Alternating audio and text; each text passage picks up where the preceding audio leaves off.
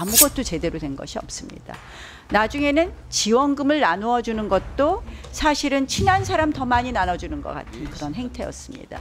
중기부의 업무 행태는 외청일 때랑 변한 것이 없는 것 아닌가 이런 생각을 합니다.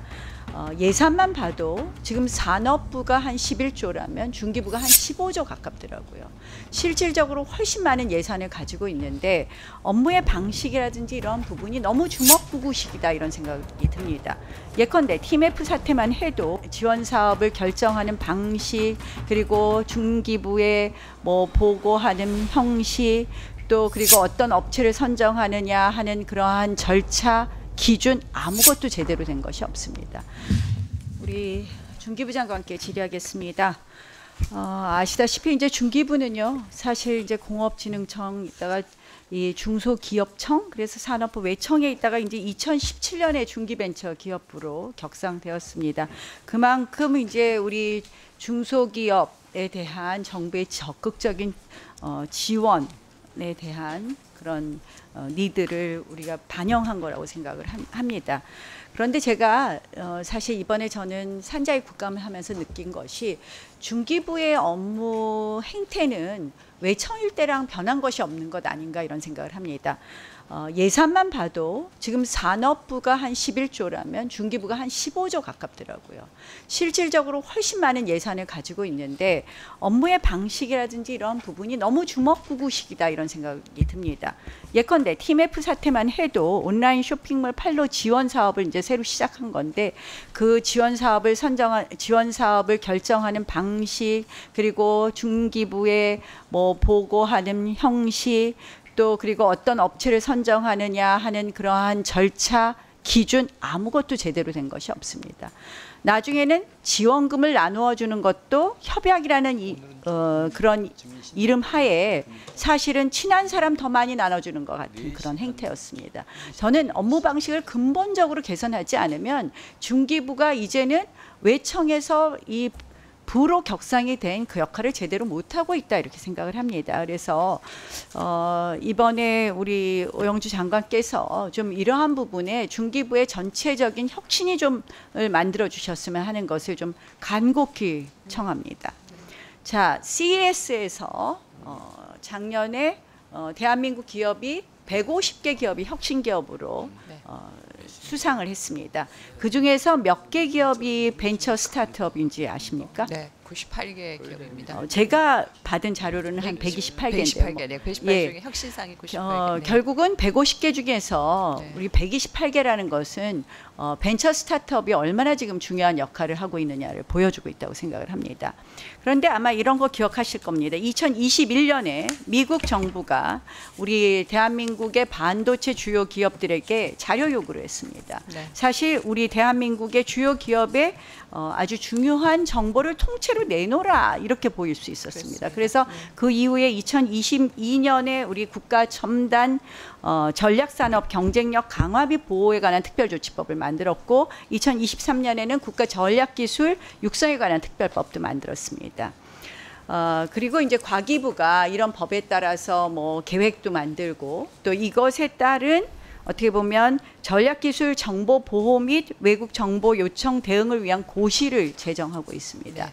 그런데 제가 아까 말씀드린 것처럼 중기부의 업무 방식이 어떤 주먹구구식이다 보이고 그리고 그 많은 예산을 한마디로 연명형을 위해서 나누어 주는 것에 급급했지 이것이 지속 가능하게 지원하는 데에 시스템적으로 돈을 쓰지 않았기 때문에 돈을 쓰지도 않고 업무 방식 자체가 그런 부분에 대해서는 소홀히 했기 때문에 그래서 과기부가 이런 걸 이 시행령 및 뭐 이런 고시를 한다 하면서 입법 예고를 하면서 중앙행정기관하고 지자체에다가 의견을 달라고 그랬어요.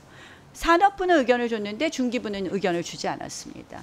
결국은 이 가이드라인을 만드는 데 있어서 외국 정부가 정보 요청을 했을 때 어떻게 하느냐, 대응을 하느냐 가이드라인을 만드는 데 있어서 산업부랑 과기부는 주체로 참여하지만 중기부는 협력자로 참여하는 거 맞죠? 네, 이 부분에 대해서는 그렇게 보고받았습니다. 그래서 네. 중기부의 변명은 중기부의 법이 따로 있다. 중소기업 기술 보호에 관한 법이 따로 있기 때문에 우리는 따로 고시를 만들겠다고 하는데요. 제가 법을 찾아봤습니다. 거기에는 사실은 뭐 뭐 관련된 비슷한 규정이 있다고 할 수도 있겠지만 외국 정부가 정보를 요구했을 때에 관한 그런 구체적인 규정은 없습니다. 사실은 이 지금 과기부가 하는 거에 같이 중기부도 주체로 참여했어야 됩니다. 네. 저는 이것도 아까 모두에 말씀드린 중기부의 이런 업무 태도에서 나타난 것이다 생각을 하고요.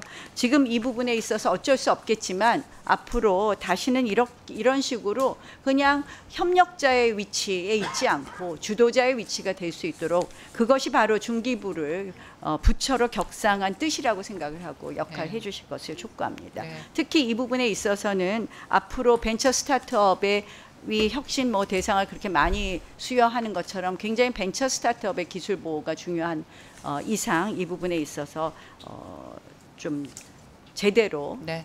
고시를 만들 것을 촉구합니다.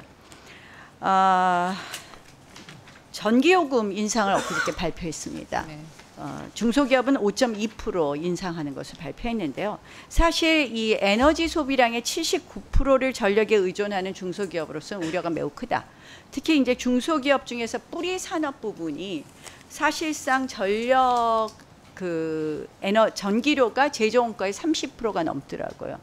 결국 이 뿌리 산업이 이렇게 전기료에 상당히 의존하고 있는데 뿌리 산업의 위축이 우려됩니다. 네.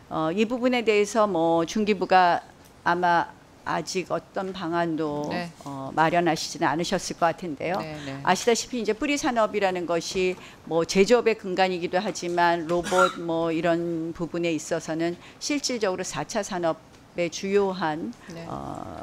분야이기 때문에 4차 산업혁명에 있어서 그래서 지금 정부가 뭐 재정 지원도 하고 또 그런데 그 뿌리 산업의 99.1%가 중소기업 아닙니까? 그래서 그렇습니다. 이 부분에 있어서 전기요금 지원에 대해서 네. 그러니까 중소기업 전체가 아니라 이 중소기업 중 뿌리 산업에 대해서 전기료 지원에 대해서 좀 고민을 하셔야 되는 것 아닌가 이렇게 네. 생각하는데 장관님 의견 어떻습니까? 네, 뿌리산업 전체를 좀 더 저희가 혁신적으로 계속해서 지속 성장시켜 나가야 한다는 생각을 가지고 있고요. 그 과정에 있어서 이번에 오른 전기요금이 어떤 영향을 미칠지 저희도 지금 검토를 하고 있습니다. 재정 당국과의 협의도 필요한 상황이기 때문에 그런 부분들을 검토하면서 필요한 조치가 있다면 제가 적극적으로 하도록 하겠습니다. 그래서 이제 일본은 뭐 보조금 주고 네. 독일은 뭐 요금 상한제 일부 부분에 있어서 요금 상한제도 주고 뭐 특별 균등 제도도 주고 뭐 여러 가지 지원이 있더라고요. 네. 그래서 이러한 부분을 조금 한번 검토하셔서 네.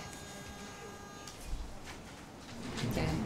네, 그렇게 네, 의원님 주신 말씀대로 중기부가 좀 더 전략적이고 정책적인 부분이 더 보완돼야 되는데 공감하고 있습니다. 여러 부분에 열심히 하고 있지만 모자란 부분들에 대해서는 더 보완해 나가도록 하겠습니다. 네.